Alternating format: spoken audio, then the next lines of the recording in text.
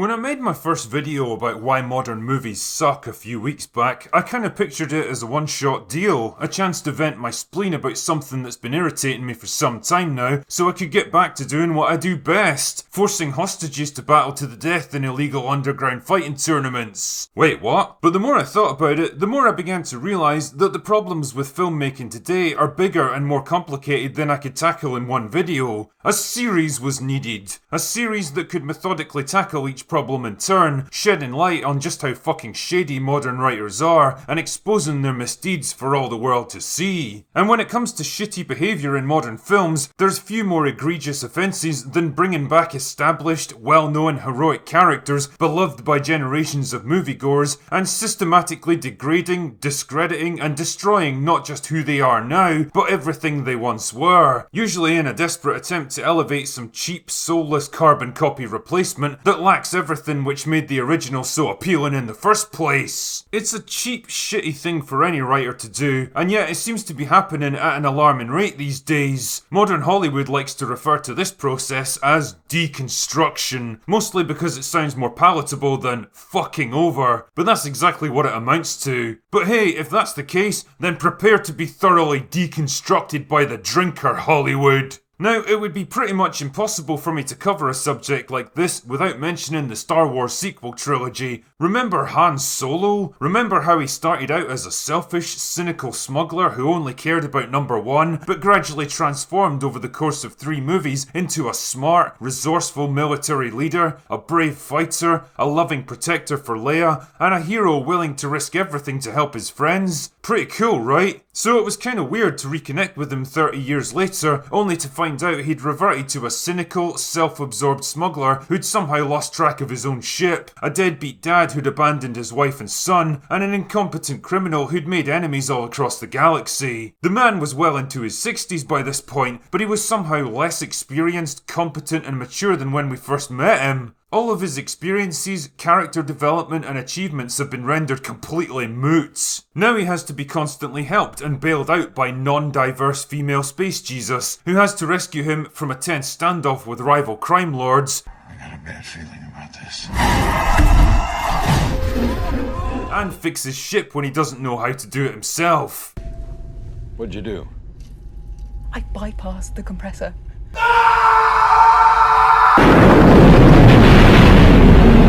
Then when she gets captured by incompetent cartoon bad guys and Han and the gang head off to break her out, she instead rescues herself while he gets a lightsaber shoved through his fucking chest by not Darth Vader.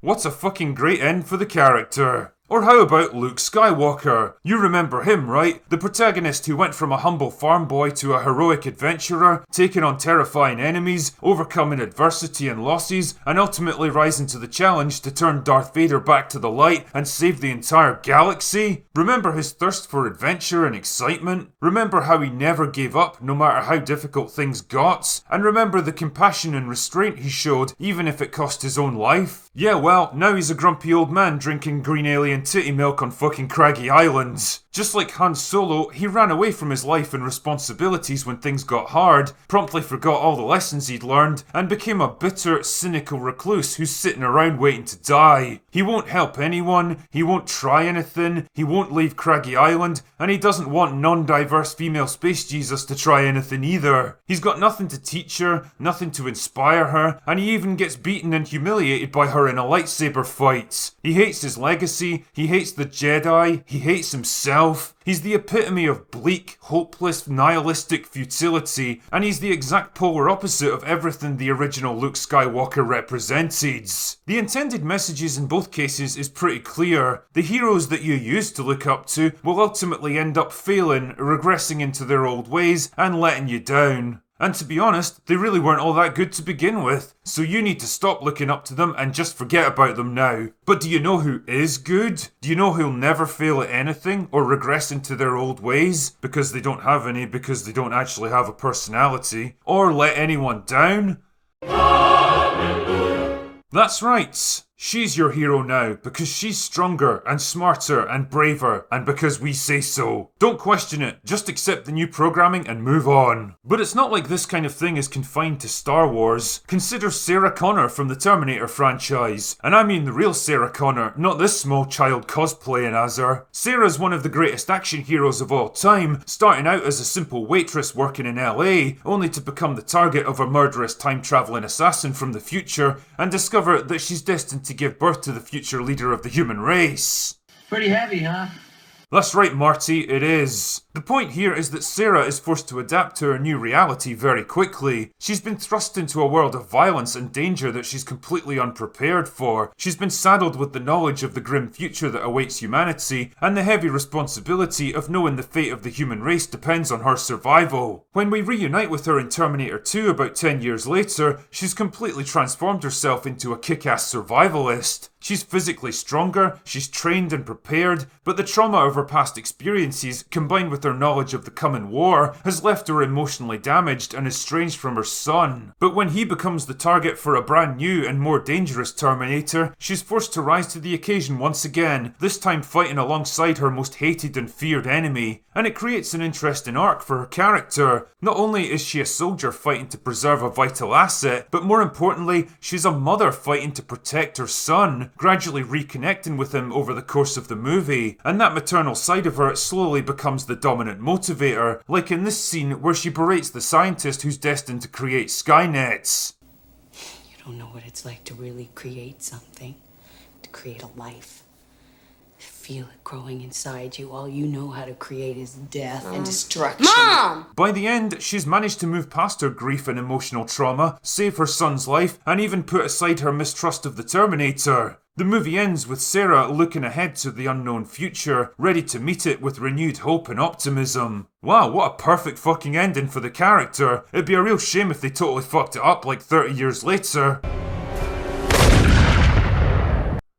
Oh. Not only does John Connor get brutally killed in the first 5 minutes of the movie, thus erasing everything the series has been about up until now, but Sarah herself turns into a bitter, alcoholic old killer, hunting Terminators because she's got nothing better to do. John has now been replaced as the future saviour of humanity by this diminutive kidlet, and watching her try to talk tough is just the funniest thing ever.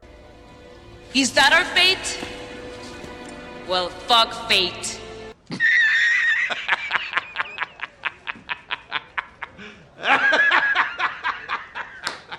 And of course, Sarah is completely outclassed in every respect by androgynous thing. See, she's taller and she's got bigger muscles and shorter hair, so that makes her better, right? Oh, and remember that maternal side to Sarah's character that was such a fundamental driving force behind her actions in the previous movie, making her capable of acts of incredible bravery, heroism, and sacrifice? Because really, what's more pure and altruistic than a mother's love for her child? Yeah, that's gone the way of John Connor in this movie. Now she's just angry and resentful that people like her and Danny simply have to give birth to the most important leaders in human history, rather than being the all-powerful leaders themselves. You serious? What kind of fucking kindergarten psychology is this? I'm mad because I don't get to be the biggest and most important person in the room. It's almost like movies today are written by children. But you see how every admirable, inspiring, heroic aspect of Sarah's character has been systematically retconned out of existence so that it becomes easier to replace her with new characters who are simply the bestest ever? Still don't believe me? Then allow me to present you with Creed as my final example. Now, a lot of people seem to like Creed as a movie, but the drinker sees it for what it really is. A cynical, soulless, unimaginative rehash of the very first Rocky movie that deconstructs not one but two beloved legacy characters. And if you want to know more about that, then watch my review. The Rocky we knew from the original movies was the very epitome of the heroic underdog. A tough, determined fighter who wasn't the biggest or the strongest or the most skilled, but always rose to the challenge through sheer grit and willpower. He was a trusting, optimistic kind of guy who tried to see the best in everyone, and as a result, he usually brought out the best in them. He taught whole generations of kids the value of hard work, resilience, and always getting up no matter how many times life knocked you down. But flash forward to Creed and he's now a lonely old man, estranged from his son, mourning the loss of his wife Adrian, and facing up to the remainder of his life with no real sense of purpose. Even though he faced and overcame literally all of these problems in Rocky Balboa like 10 years earlier, his despair is so complete that when he gets diagnosed with cancer, he refuses treatment because he simply doesn't want to go on living, and it's only Adonis Creed who gives him a reason to go on. Fuck off, Creed. You don't get to do this to The Rock. You don't get to step in at the 11th hour and totally retcon his personality to fit the needs of your shitty fanfiction story. Rocky was a character entirely defined by his determination to keep going, no matter how hard life hit him. To always go one more round. It was literally the driving force behind every single movie, and now it's forgotten about so that Rocky can become some kind of pathetic charity case for Adonis to help out.